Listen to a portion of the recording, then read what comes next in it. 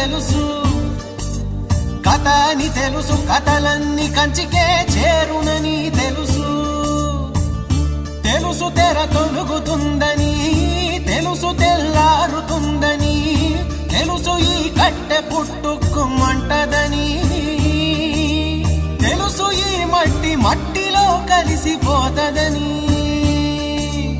ఇన్ని తెలిసి ఇరకాటంలో పడిపోతావు ఎందుకని? మాయ